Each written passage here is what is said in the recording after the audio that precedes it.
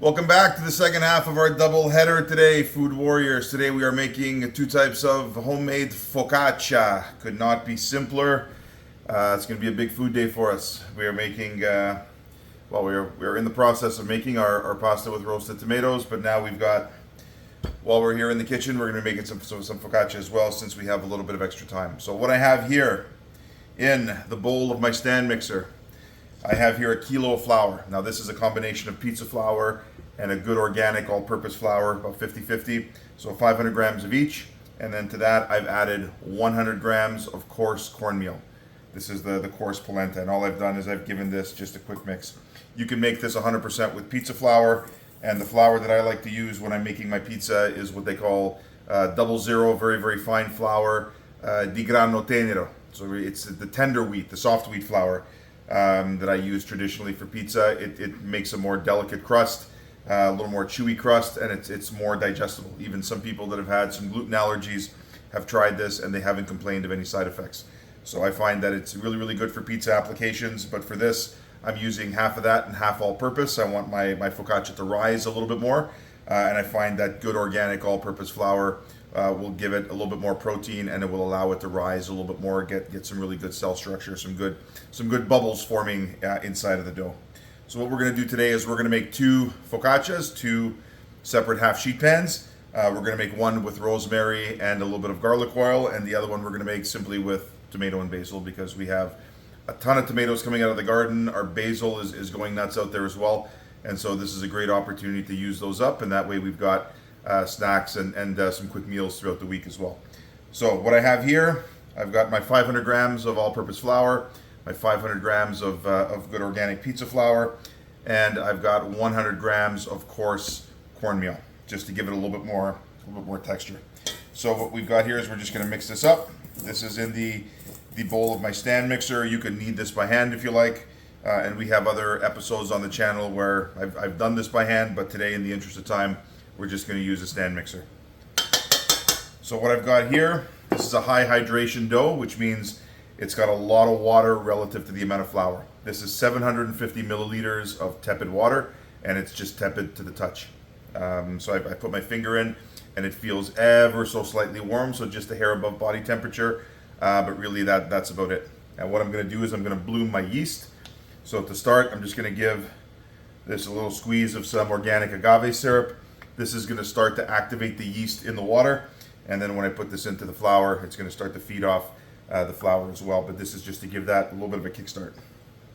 So I'm going to give this just a quick stir to incorporate the syrup into the water, and there we are. This is just a good active dry yeast.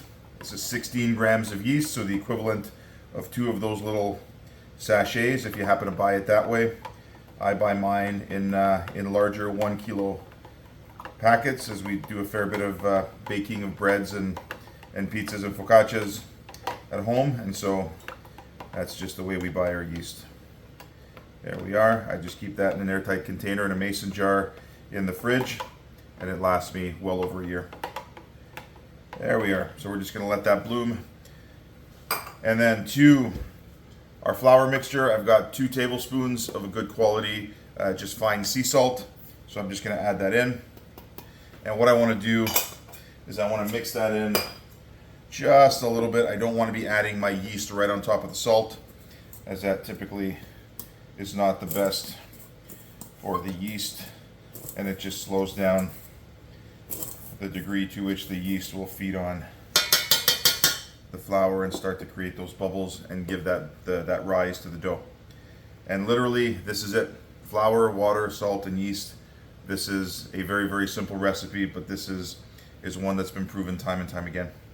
So what I'm going to do now that I see that my yeast is starting to proof and to bloom on the surface of the water here, I'm just going to mix this up because I want to make sure I get all of that right into my mixture here.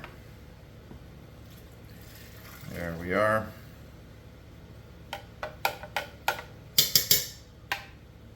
Oh, you can just smell that already starting to activate. Now what I want to do is just give this a very quick stir with my dough hook before I put this onto my stand mixer, and that way it will incorporate a lot quicker. So I'm going to put this on my stand mixer to knead for about, I'd say probably a good 10 minutes or so. And then we will get this in a couple of different bowls, all sorted out, and we're going to give it its first rise. But until then, I'm going to put this on the old stand mixer, and I will see you in about 10 minutes. We are back. We've had our dough kneading for about 10 or 11 minutes. Now, look at this beautifully elastic dough. We have worked the gluten in that dough, which is the protein that is going to trap all of those fantastic bubbles as we look to make our focaccia. So we're just going to scrape the rubber spatula, scrape off our dough hook, put this off to the side, and now I'm just going to prepare my work surface here. Just a little bit of flour. I want to make sure that my dough doesn't stick, so just a little bit of bench flour, some on my hands as well. And what I'm going to do is just help this dough out of our mixing bowl.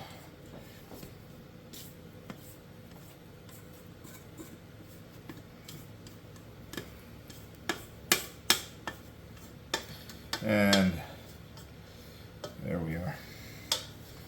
All right, this off to the side. Now all I want to do, this is a very soft dough because of all of that hydration, all of that water. We have about 70% water relative to the amount of flour. So this is a high hydration dough. So it's going to be very soft as we work with it. But what we're going to do is we're just going to knead this together. And then we are going to portion this off into 2 bowls that we have standing by with a little bit of olive oil, and that is going to be all we need to do for our first rise. And then, as is traditional with focaccia, there's usually a second rise, and that's really the difference between focaccia and pizza. Focaccia has that second rise in the pan, and that is what gives you that beautiful, airy, fluffy consistency, that texture. There we are. So we're just going to roll this on the counter until our dough takes up all of that flour. So all I'm doing is I'm twisting, folding, pushing, twist, fold, push, twist, fold, push, and that dough will take up all of the flour here on the board. There we are.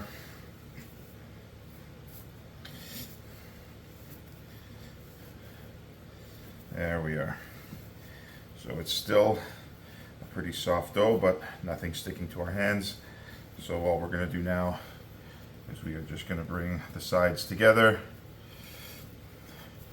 turn it over, and make one beautiful dough ball. There we are. And by rotating it like this on the counter, it seals that seam on the bottom. So now our dough ball, there we are. So I'm just going to take my dough, my bench scraper here, and I'm just going to cut this right in half. So I should have 2 relatively equal pieces. And again, we'll just seal up that seam. There we are. Seal up that seam, and we'll give it one more roll on the counter. There we are. And this guy as well, just to seal that bottom seam. There we are. Now we have 2 equal sized balls, which is exactly what we want. So I'm going to take 2 bowls, and these bowls are where the dough will rest for the next couple of hours. And what I'm going to do is just put a little bit of olive oil at the bottom of each bowl.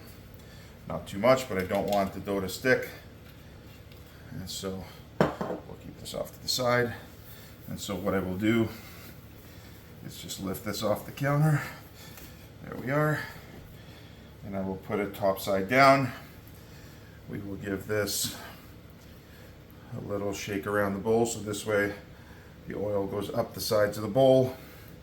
And then once we've got that done, we flip our dough ball over, and that way it's completely coated with oil. Get this guy off to the side. Let's get this guy ready to go. There we are. Same thing with this guy, all around the bowl. There we are. And now we will give him a little flip. There we are. So I'm going to cover these with a little bit of plastic wrap, and I'm just going to put these in a part of my kitchen that's fairly warm without any drafts, and this will be allowed to rise until the dough is at least tripled in size. So I really want my dough to come right to the top of my bowl, and then we will get going on our second rise. In the meantime, I'm going to give this a quick wipe up, and then we will get to the second part of this recipe, which is making the garlic oil for the rosemary focaccia. I will see you in a couple minutes. All right, our dough has been put to rest and is now rising. So what we're going to do is we're going to make our garlic oil. And the reason why we're making this now is we have to give this a little bit of time to cool. The last thing you want to do is put hot oil onto cold dough before it goes into the oven. It's just gonna melt a hole right through it. So all we want to do is, I've got here probably about 9 or 10 cloves of garlic, and we're just going to make our own garlic oil. Now, can you buy it? Yes. Does it taste the same? Absolutely not.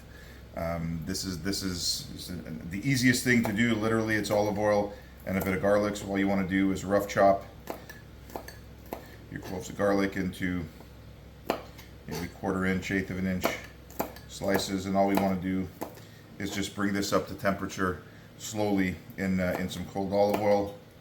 And as the oil heats up, it will extract the flavor of the garlic. It's literally that simple. And I'm telling you, the stuff that you buy doesn't taste anywhere near as good as the stuff that you can make at home. And don't worry about the amount. Should you have leftovers, not a problem. You can use this in salad dressings. You can use this to cook other items. You can use this in marinades. It's phenomenally useful. So all we want to do is just cut our garlic up, and then what we're going to do is we're going to take all of this and just put it directly in our little saucepan here. Couldn't be simpler. And then we're going to take a good quality olive oil, and we're just going to pour this right in. So what I want to do is pour somewhere around 1.5 cups of olive oil in here. Like I said, I'm not too concerned about the amount that I'm making. If there's any left over, there's a ton of uses for this elsewhere in cooking, so I'm not too fussed about making a little bit too much here. There we are.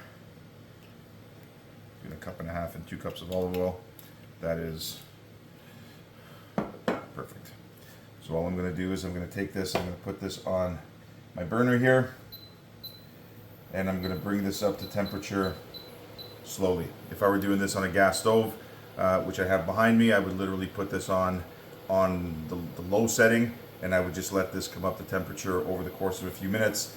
And then what it's going to do is it's going to start to just bubble away, and the essence of the garlic essentially will infuse the olive oil. Now you got to keep an eye on this. You don't want to burn the garlic. If you burn the garlic, this will turn very, very, very bitter, and that's not what I'm looking for here. So all I want to do is just get the garlic to start to turn a very, very light shade of beige. Once that happens, I take it off the heat, I strain it, I let it cool, and I'm ready to use it. So I'm just going to let this go. We're going to give this a couple of minutes, and as soon as this is done, I will take this back, and you'll see exactly what the garlic looks like and how I keep our oil in a heat-proof vessel, just so that it cools very slowly. So we're going to give this about 10 minutes, and we'll be right back. We are back. I'm just going to cut the heat here. Now look at this. This is what I'm talking about. The garlic is just starting to turn a very, very, very faint golden brown. So all I want to do is very carefully now just pour this through a sieve into a heat-proof container. Now you notice I'm not pouring this into a glass bowl. This is a ceramic ramekin that can handle the heat. There we are. So I don't want any of the garlic to continue cooking, to continue browning. A very, very light golden brown is all I'm looking for, and that is just about perfect. So there we are. We'll just let this drain briefly.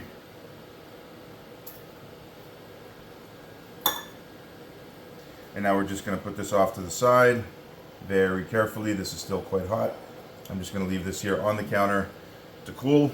When this gets down to room temperature, then we can get ready to use this for our focaccia application. So we're going to leave our dough to rest. When our dough has tripled in size, we will get right back to it. We will see you then. All right, welcome back. It has been easily a solid 3.5 to 4 hours while our dough was rising. Again, this is not something that that really takes a specific amount of time, depending on the temperature, the humidity in the air, the draftiness of your house. This will take a certain amount of time.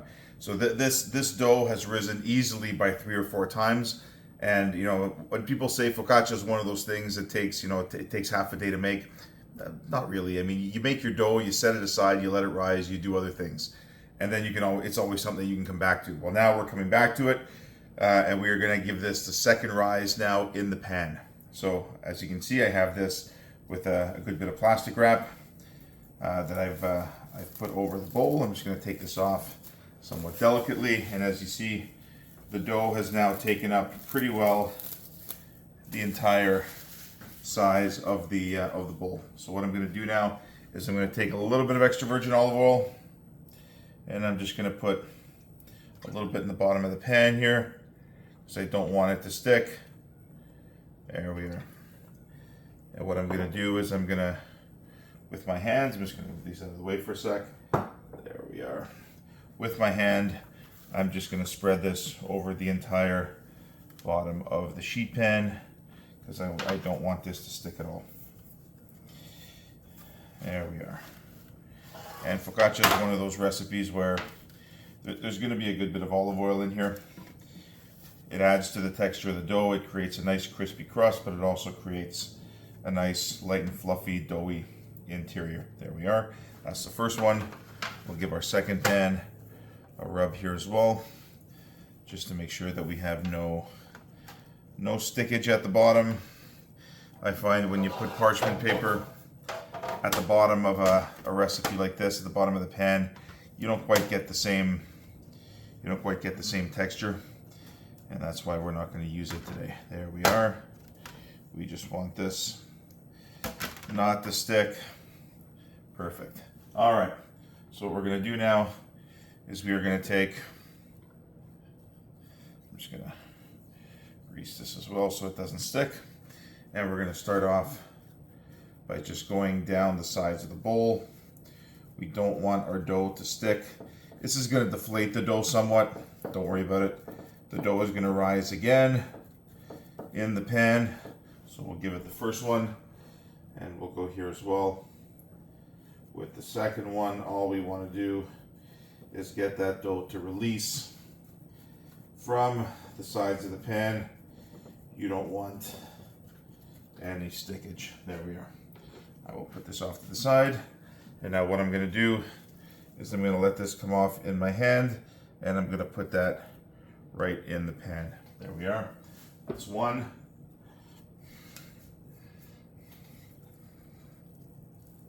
There we are. And two. And the reason why I do it this way, this has a much better finish, and so this is what I want as the top layer of my focaccia. So what I'm going to do is I want this to stretch a little bit. I'm just going to work this with my fingers, and yes, with the oil that's on the pan, it does slip and slide a little bit, but that's okay. So what you want to do is you want to stretch this dough with, again, the round parts of our palm and our fingers. We don't want to be going down in there, especially if you have long nails. We don't want to be puncturing the dough at all. We want to stretch it as best we can, but we don't want to make any holes in the dough, as we want to be able to trap all those air bubbles during the second rise. There we are.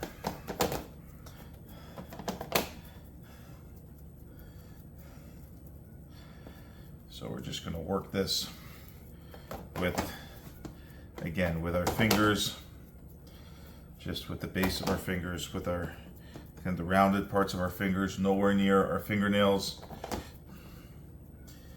And we are going to give this a second rise in the pan. There we are.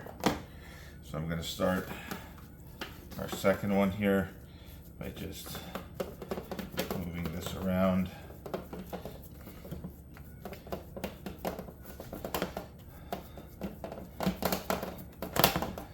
There we are.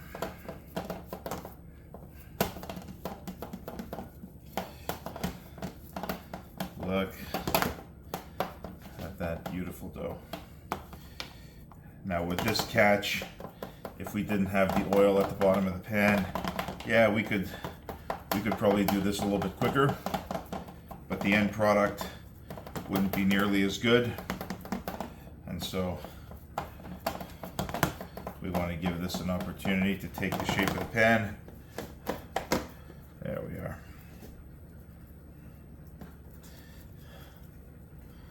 There we are. The dough is nicely relaxed. It doesn't keep snapping back every time we bring it to the edges of the pan. And like I said, this is going to continue to relax in the pan, and it will take the shape of the pan ultimately. So I'm just going to keep working this around, and now we are going to leave this in the pan for its second rise for at least another hour. And like I said, if there are other things that we have going on in the house or other errands that you have to run, by all means, this is a pretty forgiving recipe, and so go ahead, do whatever it is you have to do, and we can always come back to it. Now what I'm going to do is I'm going to give the dough its characteristic dimples by just pushing my fingertips into the dough. Remember, I'm not going in there with my fingernails. I'm just going in there with the round parts of my fingers just to give it the characteristic dimples of a good focaccia. Now, this dough looks a little thin right now. Not to worry. We're gonna let this rise for at least another hour, possibly even an hour and a half. And at that point, we'll come back and we'll start to get all the toppings ready, and we'll get this thing into the oven. So I will see you in about 90 minutes. We are ready to bake the focaccia. Look at how these beautiful doughs have risen in the pan. This is now their second rise. It's been probably about an hour and 20 minutes or so. We have our oven preheating to 450 degrees on convection, and we're gonna get these guys ready to go. So we've got two different types of focaccia that we're making today. The classic tomato and basil, because again, went into the garden, got all these guys, beautiful fresh tomatoes, don't know what else to do with them, so been eating these guys all summer long. It is now just one other use of these of the bounty of the garden. So what we're going to do is we're going to get these guys in our bowl here, and we're going to do this in a very rustic manner. Remember, you pay extra for rustic in a restaurant, so rustic is where we want to be. All I want to do is get that big stem end off, and literally all I'm going to do is I'm going to cut these up into rough sized pieces. We're going to put these in our bowl, and I'm just going to finish cutting these up by hand, or basically breaking them up by hand. There we are. Put this guy in there. We've got some beautiful beefsteak tomatoes. I don't know what this is. This is the only one of its kind that we've picked so far this year. It's a tomato of some description, but we haven't had any others that look anywhere near like that one that came out of the garden this year. But you know what?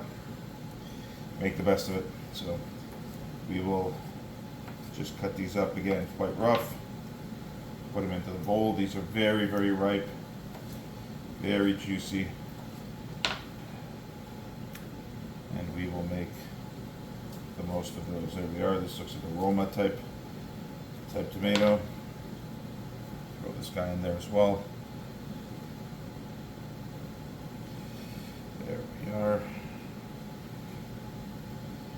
Get this guy. Oh, look at rough cut. Get them all in there. We're not gonna bother to skin these at all. Sometimes I would boil these. I would just dip these in boiling water and I take the skin off. We're not gonna do that today. We're just gonna squash these up and throw them in there. Now, yeah, let's do it. All right, we'll take the stem end off, put this off to the side, and we'll just cut this up. There we are. One chili, why not? We'll throw them in there as well.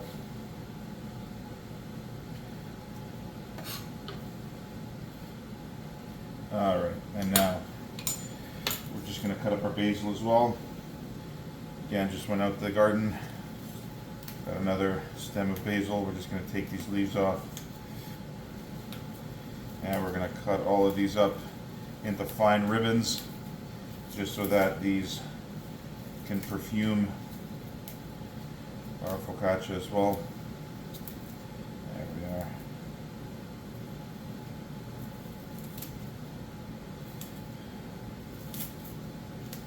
There we are.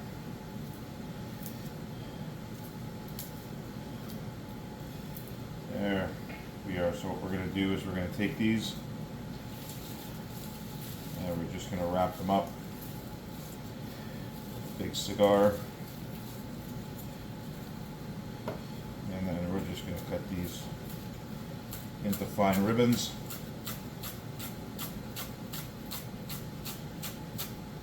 There we are.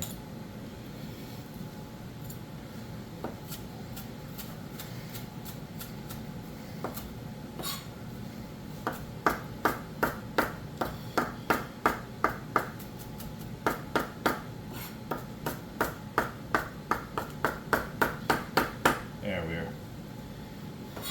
All right, so we will take these and we will put them into our bowl as well.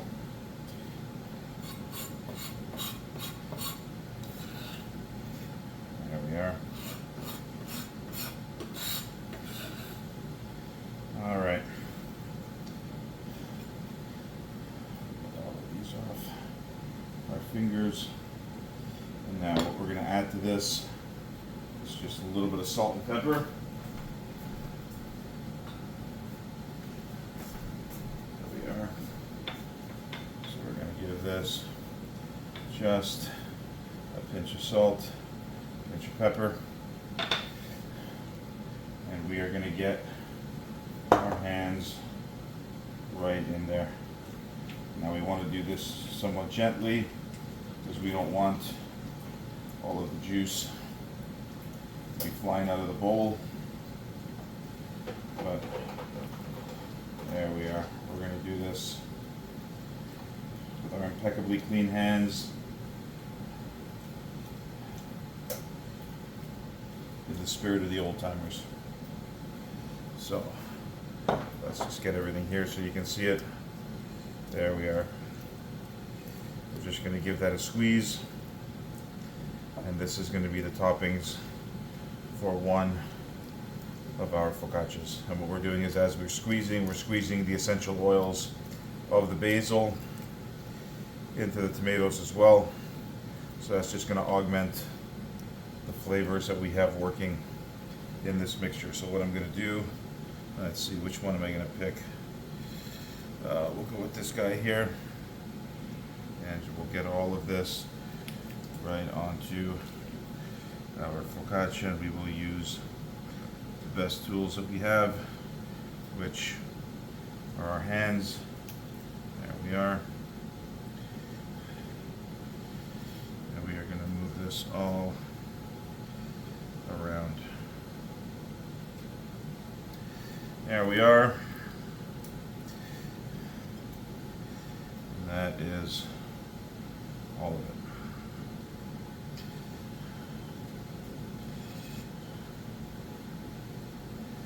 There we are. I'm just going to put this over here. Give my hands a quick wash.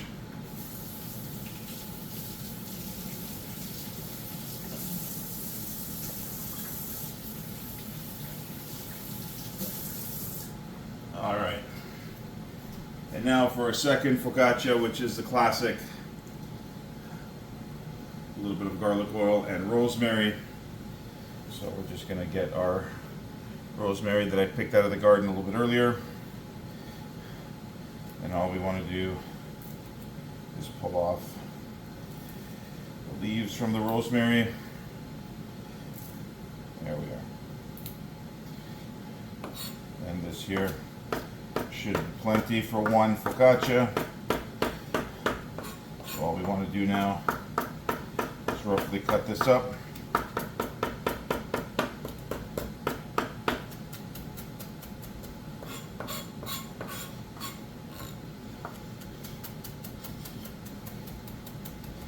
And all we want to do is release the essential oils from these rosemary leaves. There we are.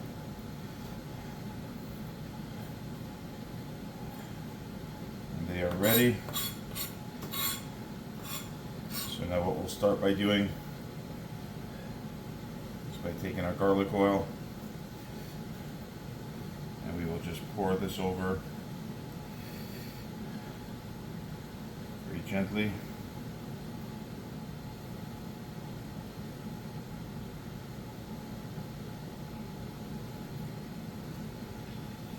There we are. There we are. So we've used about, I'd say about half of the garlic oil that we had prepared. Now what we're going to do is we're going to take our rosemary and we're just going to drop it from a height to make sure that we don't get a big blob of rosemary in any one place. So we just want to scatter this around. There we are. A little bit more.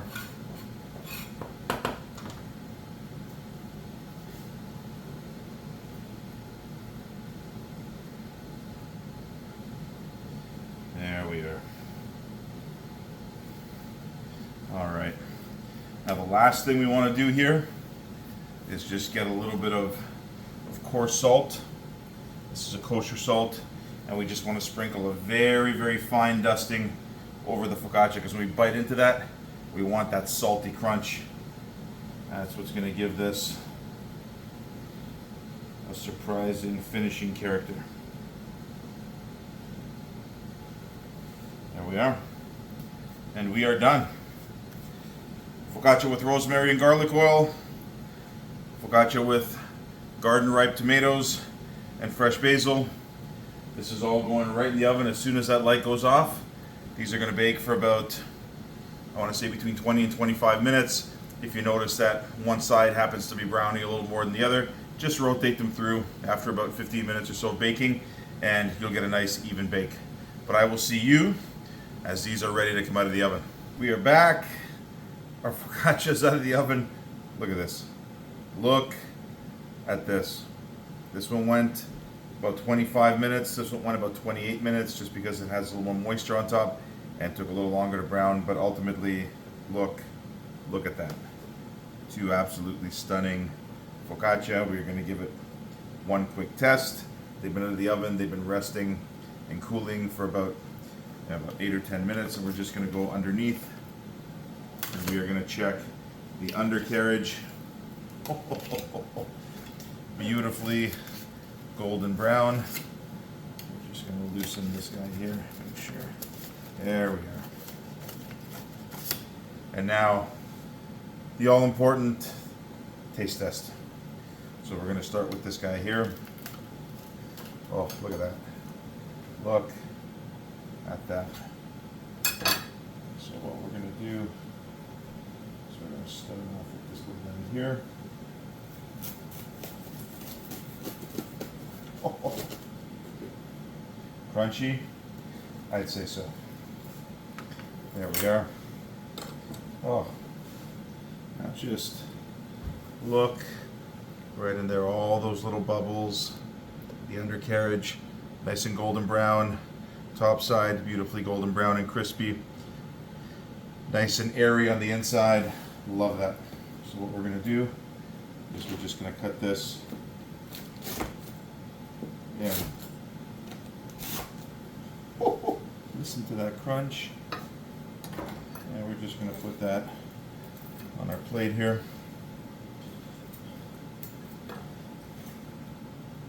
There we are.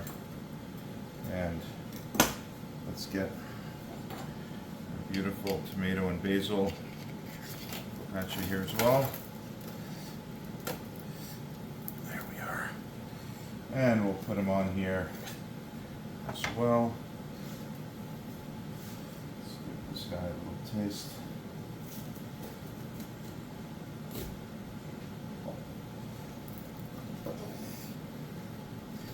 There we are. Just put this guy back for a sec. And we will have a look here as well at the undercarriage. Again, beautifully golden brown and crispy around the edges. This one's going to be a little softer in the middle, but still quite crunchy around the edges. Oh, the smell of this is phenomenal. There we are. Let's make a little room on our plate.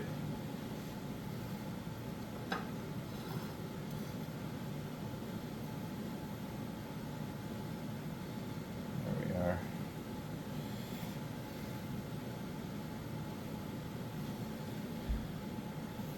And there we are. Just move these off to the side.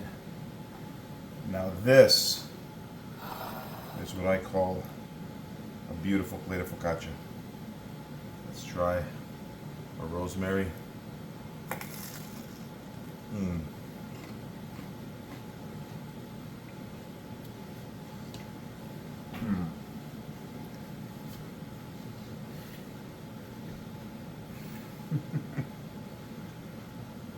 It's crunchy, but it's light. It's airy.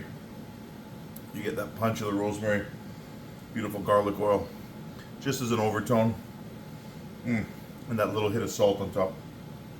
Fantastic. Now we've got our tomato and basil.